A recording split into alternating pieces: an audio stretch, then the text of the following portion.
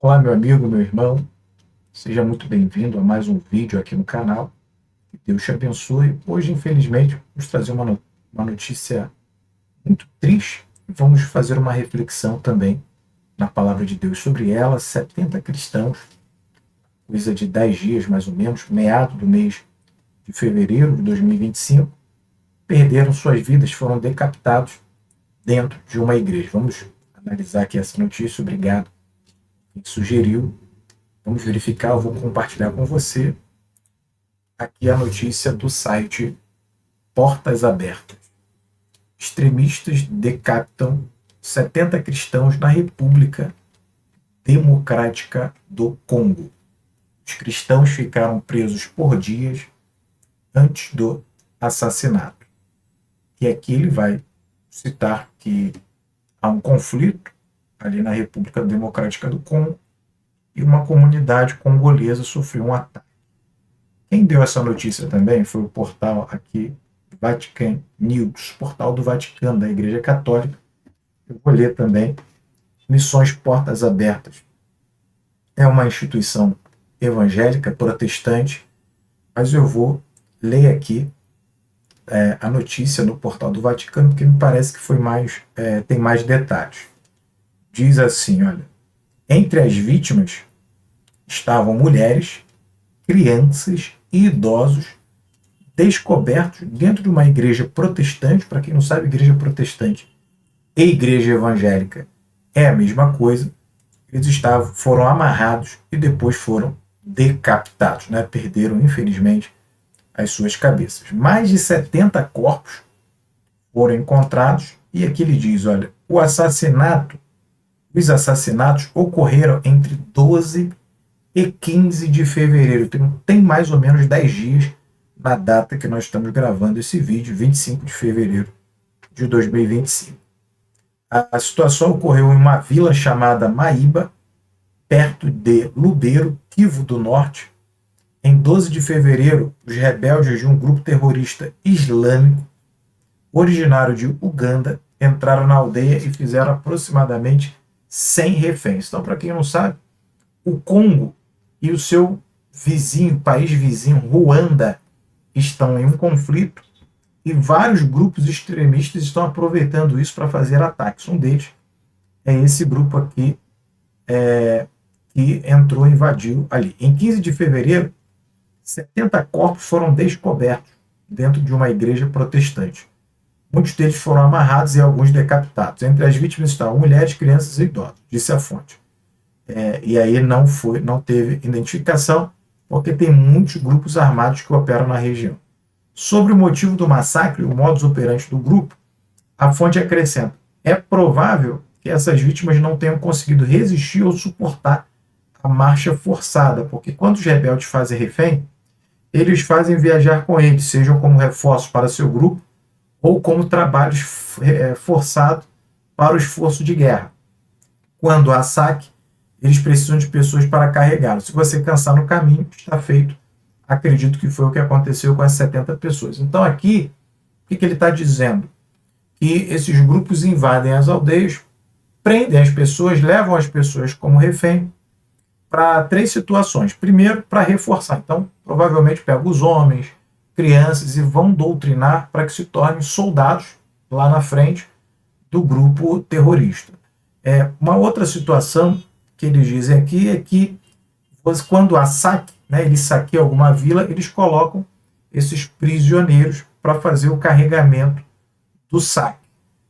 E outra coisa que eles disseram aqui é que eles também utilizam esses prisioneiros para trabalho forçado. Então, eles fazem uma longa caminhada, invadem essas aldeias, pegam os reféns e transportam esses reféns numa longa caminhada para o local ali, provavelmente, da onde o grupo se reúne, QG do grupo, ou em alguma outra base importante para o grupo. E essa caminhada, eu não tenho ciência, mas às vezes pode ser de centenas de quilômetros. E as pessoas estão ali, já muitos, provavelmente com uma alimentação muito ruim, ou até mesmo sem comer. São idosos, são crianças. E quando dão problema para o transporte, ou seja, deixam de caminhar, caminham devagar ou não conseguem, através de uma extenuante caminhada como essa, eles acabam segurando e matando essas pessoas. Então essa é a principal linha de raciocínio do que tenha levado esse massacre. Tá? Aqui continua a informação. De acordo com as mesmas fontes, o massacre de Maíba foi realizado pelo grupo islâmico armado Forças Democráticas Aliadas, ADF, né, ali na tradução, que opera em Uganda e na República Democrática do Congo. Então, Uganda e Congo estão tendo esses problemas, estão até em conflito, inclusive. E aterroriza a população local há mais de uma década.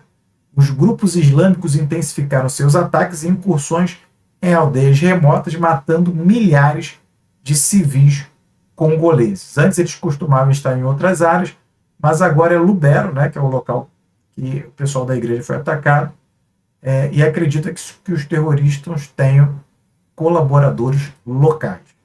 Esse massacre ocorre em um momento muito delicado para a região, dado o agravamento da situação humanitária nas províncias de Kivu do Norte e Kivu do Sul, que viram intensos combates entre outro grupo armado, M23, que é apoiado pela vizinha Ruanda e as Forças Armadas congolesas. Então aqui ele começa a expressar os problemas, os tempos difíceis que a igreja tem passado. Então, essas pessoas, né, foram colocadas ali, foram levadas para a igreja e foram assassinadas dentro de uma igreja cristã e perderam a sua vida. 70 irmãos, eu peço já a sua oração pelos familiares, sua oração pelo Congo, por Ruanda, pelo continente africano, e chama a sua atenção para o fato da igreja brasileira, por exemplo, a igreja que está em todo o mundo,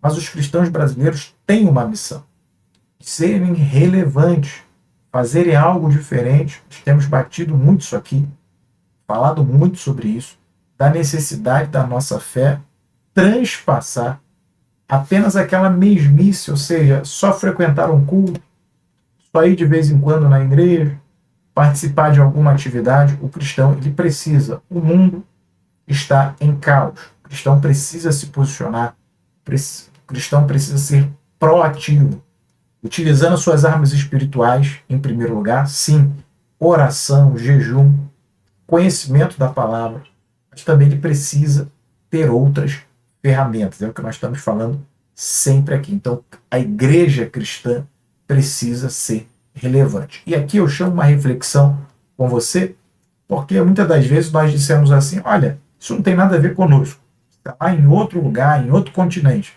Errado. A igreja é uma só no mundo todo. Enquanto tem cristãos no Congo, na África, sofrendo, a igreja brasileira também sofre. Segundo, nós vivemos num mundo globalizado. Então todas essas guerras, rumores de guerra, esses problemas que têm acontecido, é porque em muitos lugares tem se deixado a presença de crente verdadeiro, a presença de pessoas que se interessem pela situação local. Então a igreja precisa tomar atitude. Isso está escrito na palavra de Deus. Eu quero compartilhar com você uma carta de Paulo a Timóteo. Vou compartilhar aqui o texto. 1 Timóteo, capítulo de número 2, versículo 1 e 2. Olha o que Paulo fala para Timóteo. Admoesto-te, pois, antes de tudo, que se façam deprecações, orações, intercessões e ações de graças por todos os homens. Todos os homens. Agora olha o versículo 2. Pelos reis e por todos que estão em eminência. O que ele quer dizer aqui? Todos aqueles que exercem a autoridade, exercem algum tipo de poder. Para quê? Para que tenhamos uma vida quieta e sossegada em toda piedade e honestidade, porque isso é bom e agradável diante de Deus, nosso Salvador. Então aqui nós eliminamos um outro argumento que muito crente utiliza. Não, a coisa só vai piorar. Não, mas a situação foi predito, foi profetizado, que daqui para pior. Não existe nada disso na Bíblia, ao contrário. A palavra de Deus nos ensina a orarmos, pedirmos pelas autoridades também. Veja que há uma separação. A igreja, ela é intercessora de toda a humanidade. Paulo está dizendo a Timóteo, olha, façam orações, deprecações, intercessões, ações de graça por todos os homens, em primeiro lugar. Agora, o poder político, o poder humano, pessoas que exercem a autoridade, eu não estou falando só autoridade de governo, prefeito, deputado, senador, presidente da república, governador, não. Pessoas também, o autoempresariado, pessoas que exercem influência na cultura, por exemplo, hoje nas redes sociais, na televisão, pessoas de referência, seja quem for, essas pessoas também devem ser alvo da oração da igreja, sendo eles cristãos ou não. Para quê? Para que tenhamos uma vida quieta e sossegada. Você já se perguntou, já que Deus é o mesmo, por que que em alguns lugares é tão problemático e outros não? Por que no Brasil nós vivemos crises e mais crises, crises econômicas, crise de segurança pública, crise espiritual, crise moral, enfim, são uma série de crises e outros países parecem que se sobressaem melhor do que nós? Obviamente eu não estou aqui relacionando que a nossa fé vai nos trazer só dias bons. Não. A Bíblia é clara, precisamos estar preparados para tempos difíceis, tempos trabalhosos, dias maus. Porém, é nosso dever lutar contra isso. E como eu faço? Repito, utilizo as ferramentas espirituais que eu tenho.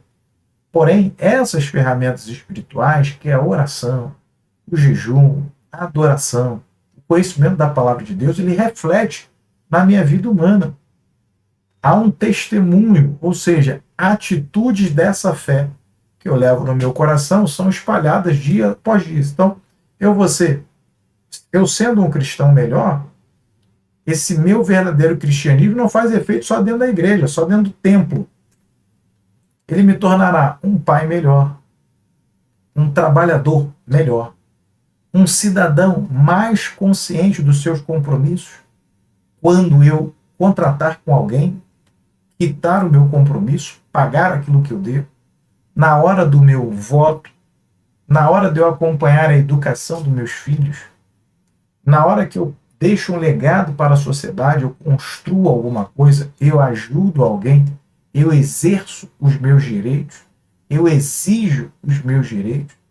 Então, essa posição da igreja, tanto espiritual quanto humana, ela precisa ser efetivada para que não venhamos ver cada dia mais tragédias como essa. Então, eu finalizo aqui, deixando essa palavra para você e peço mais uma vez, rogo as suas orações pela igreja, pelos irmãos, pela sociedade, pelos congoleses, de uma maneira geral. Esse povo, que com certeza é um povo que merece todo o nosso carinho, toda a nossa intercessão, que o Senhor conforte, console todos os cidadãos ali daquela área, sejam cristãos ou não, familiares, por essa tragédia absurda, e não só essa, como muitas outras que têm acontecido naquele conflito. Todo conflito mundial é muito ruim. Então a gente fala do conflito na Europa, lá com Ucrânia e Rússia, falamos do conflito no Oriente Médio, ali com os palestinos e os judeus, e agora a África e muitos outros lugares estão acontecendo.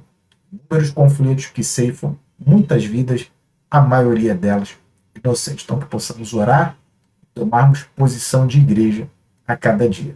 Que Deus abençoe você sempre.